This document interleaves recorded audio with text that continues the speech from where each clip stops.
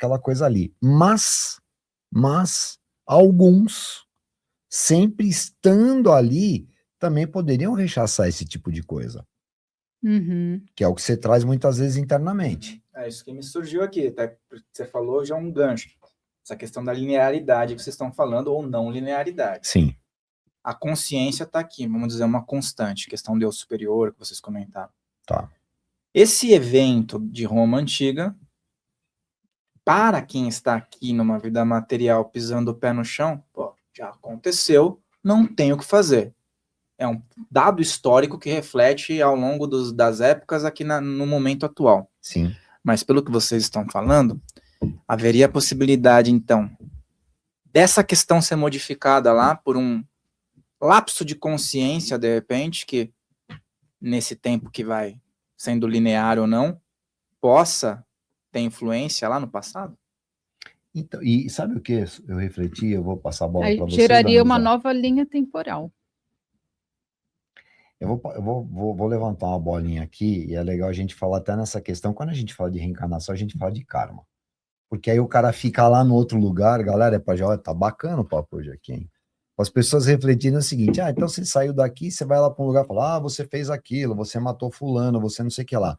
Vamos falar de Zeitgeister de novo, do que era o espírito do momento? Vou dar um exemplo.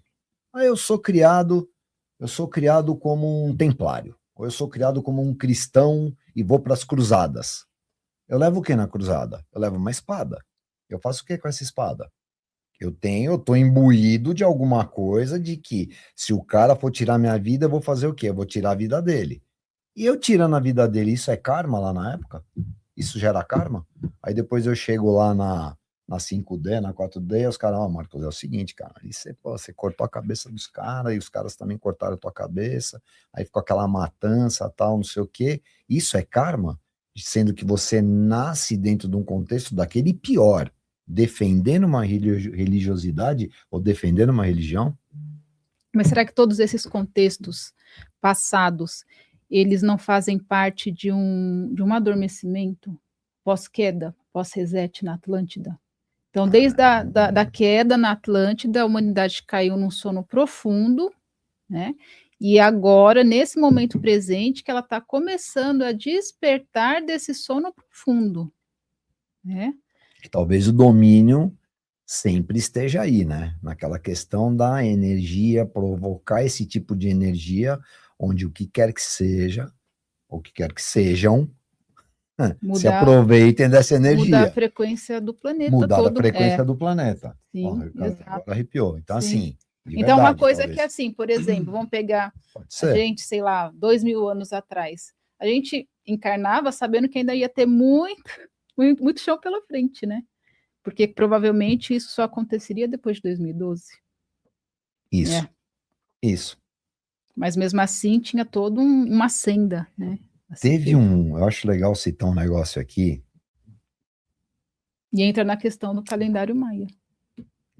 Você falou isso, Brum, veio na hora isso aqui para mim que eu vou falar para vocês. É assim, ó. Teve um lance de alguns seres que vieram para cá para fazer um estudo científico lá, buscar rocha, tal. Isso aqui é passagem, né? Pelas fofocas espirituais aí que as pessoas sempre falam. Dos que têm contato é que isso daqui a Terra é uma passagem, né? Nós estamos aqui nesse braço aqui, estamos na periferia, então é uma passagem. Passam muitos seres aqui e tal. Alguns seres vieram para cá numa época onde o nosso corpo físico vivia no máximo 30, 40 anos. E esses seres, essas consciências, lá onde quer que seja que eles estavam na experiência e vieram para cá fazer um estudo científico no planeta, nessa época o corpo físico durava exatamente isso. E eles sofreram um acidente aqui e desencarnaram aqui.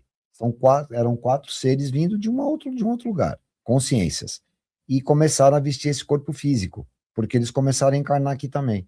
Então, eles falaram que passaram 5, 6 vidas, eles começaram a perder a noção de quem eles eram mesmo. Porque quando o cara estava começando a despertar, bum, ele desencarnava de novo, por bactéria, por não sei o quê, porque, enfim, eles se perderam nessa época. E foi um relato muito incrível isso, porque eu peguei isso num sonho meu, eu acordei com isso, até escrevi e tal, né? Falei, nossa, cara, que interessante. E eu não conseguir precisar que época que era. Eles sofreram um acidente aqui, perderam o corpo físico aqui, ficaram aqui porque eles não conseguiram sair daqui. E eles começaram a ter um processo encarnatório aqui, por esse acidente que eles tiveram e perderam a vida aqui na Terra. Isso é legal pra gente. Porque essa questão do karma está envolvido com isso, né? Porque, assim, existem maneiras e maneiras da gente interpretar a questão do karma. Tudo pode ser um karma e nada pode ser um karma. Tem gente que fala, tudo é constância. Mas o que muito se fala é o seguinte, que o karma também é usado para que as pessoas gerem culpa e tenham a obrigação de querer resolver algo. E às vezes esse querer resolver algo cai nessa do cara que já não sabe mais nem de onde veio. Não sabe de onde veio, e dependendo do zeitgeist dele, de onde ele nasceu, onde ele tá. Vou dar um exemplo aqui. Não existem dois povos aqui no planeta que estão em guerra até hoje. Todo mundo sabe aqui. Aí o cara nasce de um lado lá da faixa, né? O cara nasce de um lado da faixa e nasce desse lado da faixa. Eu tô falando isso porque, cara, eu sei, já fui para aquela região, sei como é que enfim, sei como é que penso as duas cabeças, inclusive. O cara já nasce assim, ó, aquele cara não é legal. Aquele outro não é legal. Mas aquele também não é legal. Então você já cresce com isso, e aí você faz o que com isso?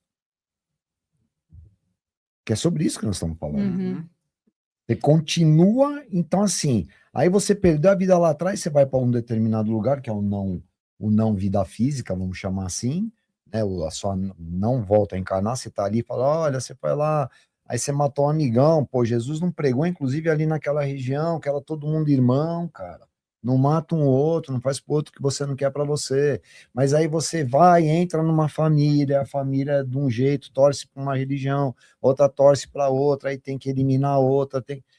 E aí continua o ciclo, que é sobre isso que você estava falando, né, Fael? É isso? Exatamente. E como é que faz isso, Danusa? Como é que faz isso? Quebra a também. Minha percepção, como é que você quebra esse ciclo? Agora nós estamos quebrando, porque nós estamos conversando sobre isso, e quando a gente desencarnar, eu vou falar, amigão, não caio mais na tua pegadinha, me desculpa. Peraí, eu nasci ali, eu fui colocado ali, despertei ali, ainda bem que despertei antes de eu desencarnar para poder chegar aqui e falar, opa, peraí, me conta a verdade. Ou para de mentir para mim. Porque verdade são coisas, né? Verdade é muito louco, mas para de mentir para mim, não me engana mais. Não quero mais ser enganado. Para mim não existe karma individual. Na verdade, seria mais um karma planetário. Porque quando você acha que é sobre você, aí você já está no engano.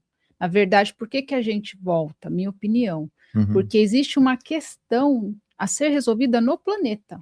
Por amor, talvez, por né? Amor, no coletivo, né? Exato. Coletivo.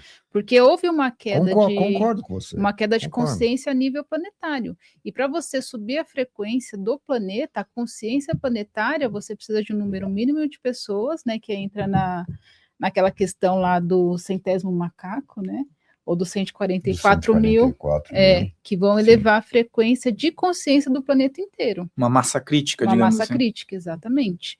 Então, provado cientificamente já. Então, acho que essa questão de falar de karma individual é mais entra na questão da culpa, entra na questão do controle, para que a pessoa ache que é só sobre ela. Então, mas nós temos que ser os macaquinhos que pelo menos vão falar, opa, peraí, alguma coisa não tá legal. Sim. Aí o outro vai falar, opa, também não tá, que é exatamente sobre isso que você tá falando. Gente, nós estamos falando essa questão do macaco, depois pesquisem, vocês vão entender qual é essa história, né? Da macaca que lavou a batata, né? Que tirou a areia da batata, né? Conseguiu influenciar inclusive, outras populações de símios que nem na mesma ilha estavam, porque era um arquipélago, era no Japão, foi isso, né? Eu acho que era... acho que o Austrália, não sei, era um arquipélago. Então, de uma ilha aconteceu isso, de uma macaca lavar a batata e não comer ela com areia, os outros começaram a lavar também, e viram que depois numa outra ilha o macaco não saiu nadando para ir na outra ilha e ensinar os outros macacos. Foi exatamente isso. Tipo, ela como se fosse um messias da espécie lá, ela deu um despertar coletivo. Deu um despertar coletivo. Exato. Será que nós estamos macaquinhos aqui que estamos pelo menos trocando? Porque o lance é trocar, né? Por isso que é legal esse podcast, essas coisas, porque a gente troca informação, né? Mas eu anotei aqui que você falou das 4 consciências que caíram aqui e esqueceram quem era. No livro Alien Interview, que fala de uma enfermeira, né, que esteve na Área 51, entrevistando um dos seres que foi resgatado lá no acidente de Roswell. Opa.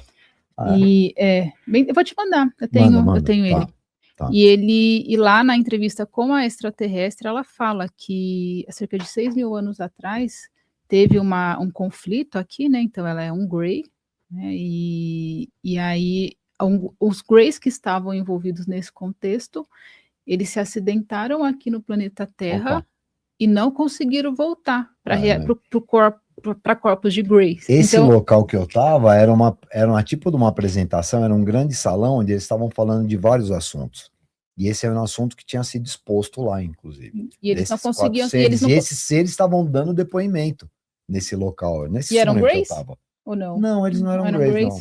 Mas não lembro, mas não era. Mas não era. Isso que você falou tá nesse livro. Como é que é o nome do livro? Alien Interview. Ela é uma enfermeira, a Matilda O'Donnell, se eu não me engano. É aquela que... Eu vi um vídeo, não faz muito tempo aí. Tem um vídeo, Alien Interview, e tem o livro, é diferente. Voltou à tona esse negócio de Roswell agora, Sim. né? Acho que tem uma outra... Então, esse caso aí é interessante, porque ela entrevistou, no caso, ela teve um protocolo para poder pegar um relato desse ser.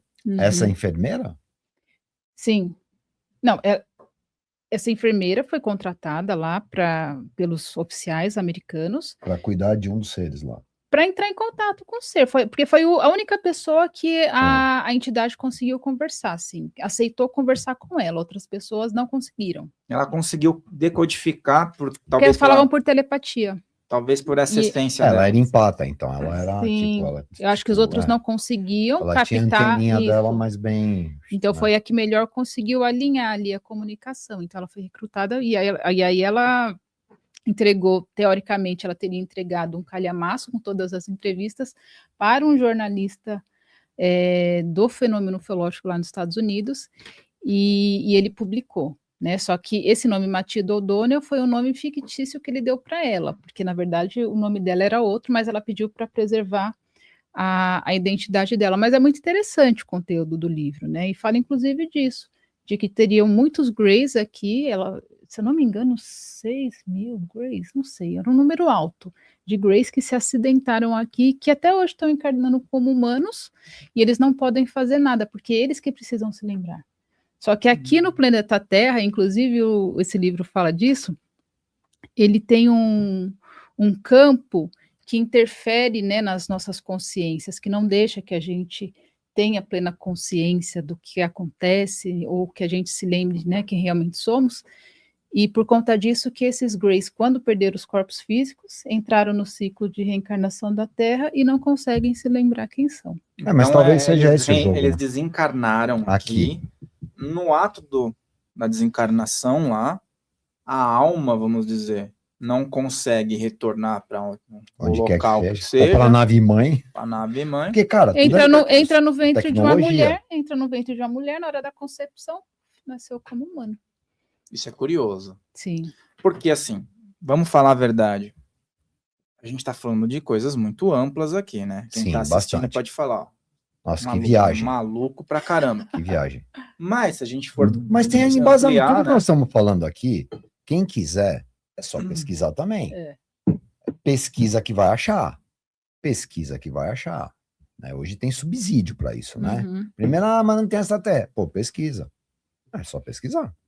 E também, eu até conversei outro dia com... Se já falaram que existe a área 51, se já mostraram lá que existiu mesmo, que tem... O Lodacus, né? Vocês conhecem o Lodacus? Ele falou sobre essa questão. O professor Jefferson Souza esteve dentro da área 51. Esse livro é muito brasileiro. Bom, inclusive, eu dei uma lida nele já. Eu não sabia, nunca vi isso. Sim. Relatório Alfa? Tem vários desenhos aí. Vou comprar esse livro.